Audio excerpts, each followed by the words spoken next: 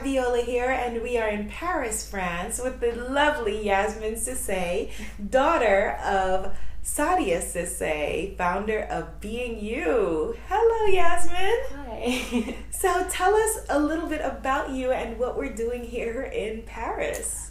So I am currently studying at university. I'm at St Andrews, but as part of my degree, because I do Spanish, French and Arabic, I'm studying at the Sorbonne in Paris, luckily, so yes. Yes, well, I would say more than luckily, because obviously you have, brain skills and talent that brought you here.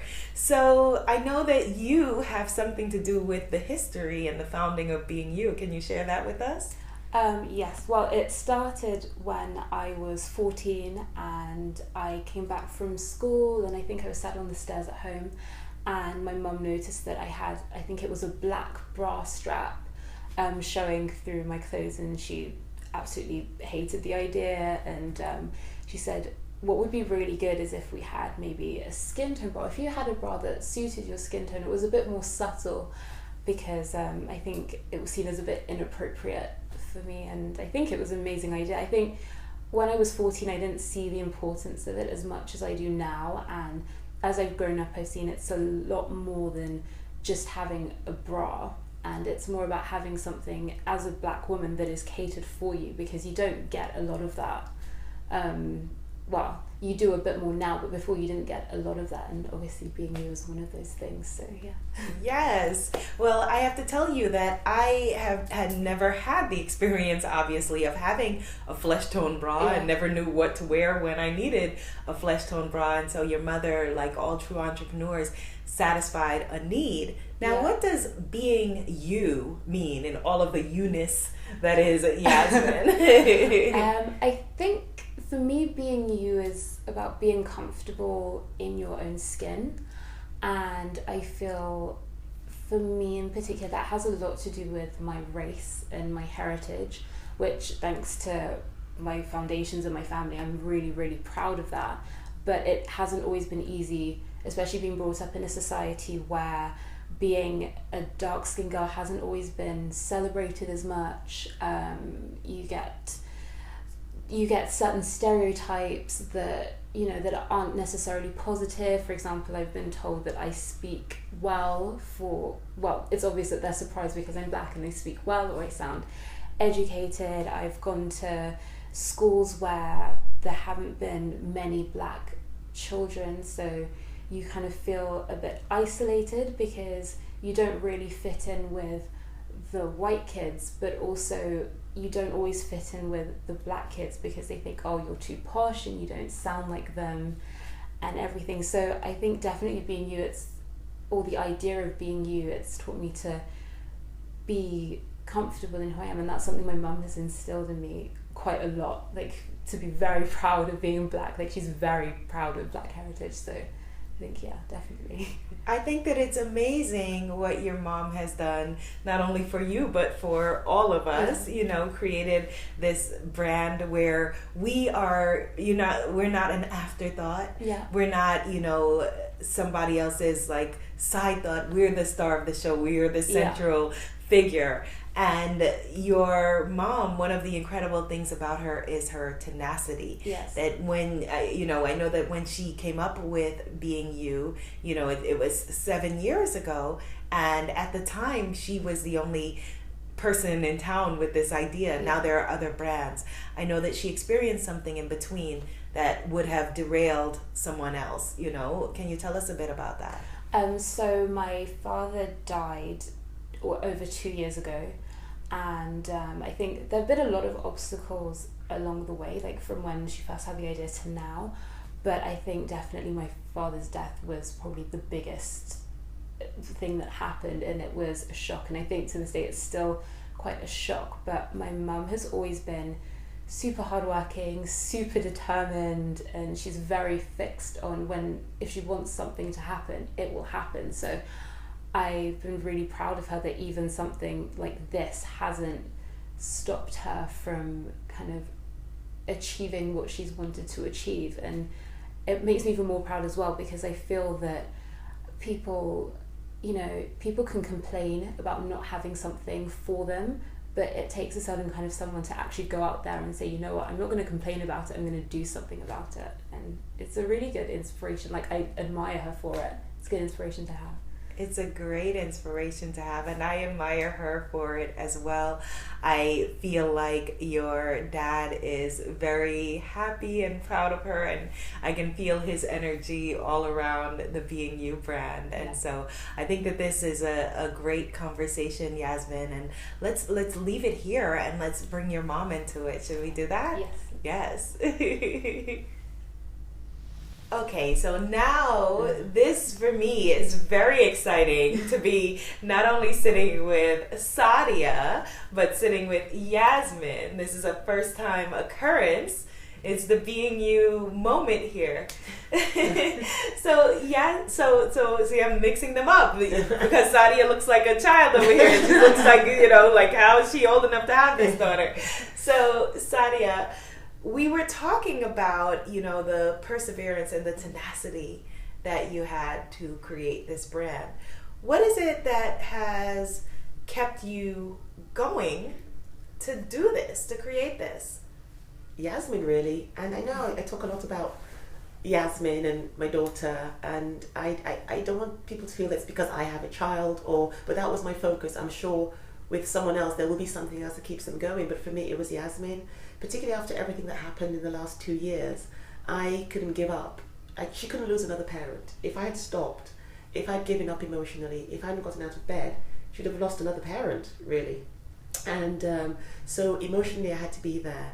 And if I had to be present emotionally, there had to be some positive that was coming out of it.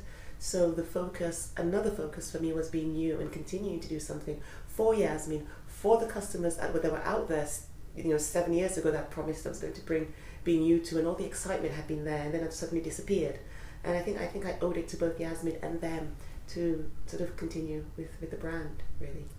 That's beautiful. That's beautiful. One of the things, Sadia, that I told Yazmin is that although I came into your life just after losing your husband, that I feel very much like I know him because his presence is so much a part of the beingU brand and experience.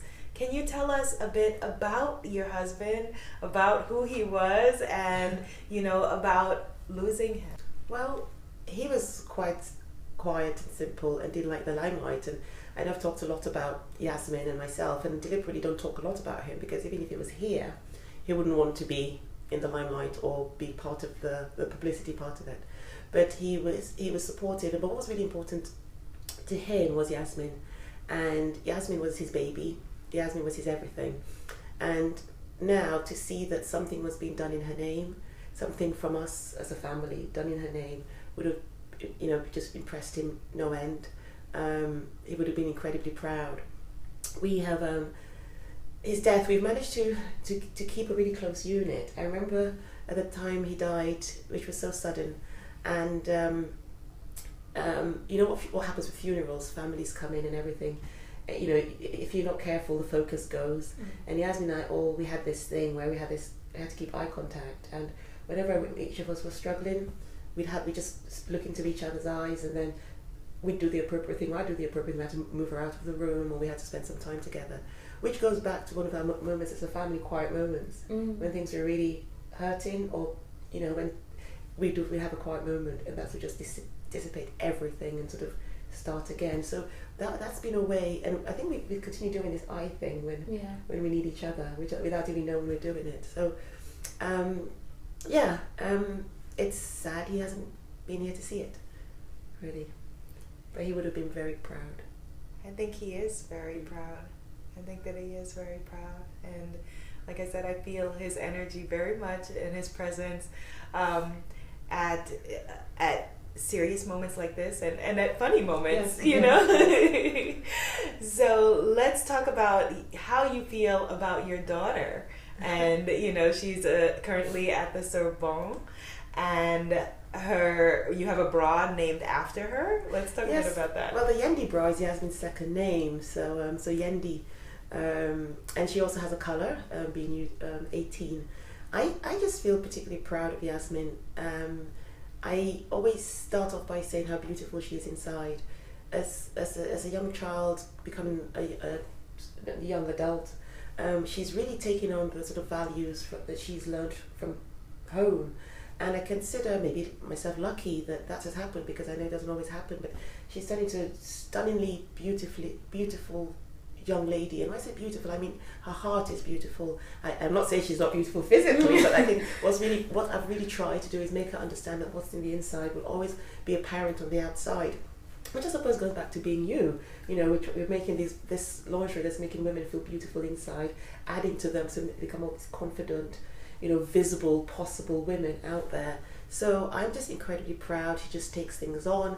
She's got a lot of her dad in her as she becomes more of an adult, becoming a lot more introspective and reflective, not like her mom who just talks and waves about her arms and stuff like that. But she's got the best of both of us, so I am just incredibly proud to be her mother.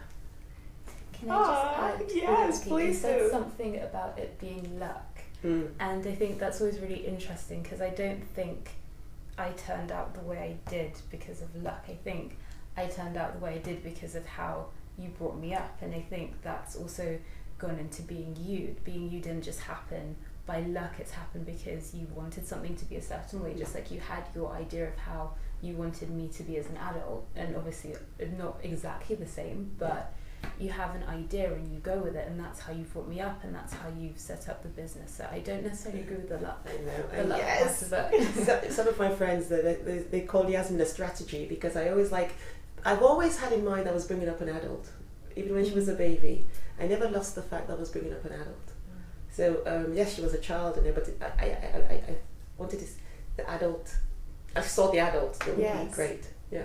Yes. Oh, beautiful. And Yazmin, you picked up on what my thought was when she said luck. In my head, I was like, it wasn't luck. Mm-hmm. It wasn't luck at all. One of the things that, I want to just touch on before we close is that, as you know, I see all kinds of entrepreneurs in audiences, or people who write to me, or that I coach, or that, I encounter. And people are derailed by much, much less. Much less. And I put them in 4 different categories. There are entrepreneurs, people who want to do something. Those are the people watching what you're doing and saying, all right, I could have thought of that. Oh, I had that idea. I was going to do that, but they haven't done anything. There are the gunpreneurs, the people that say, oh wait, I'm going to do this, I'm going to do that, but they don't do anything, right? Then there are the entrepreneurs who maybe, are, like, I always think about my uncle who's an exterminator, very hardworking, but it's not necessarily his passion, but it does well enough to take care of his family.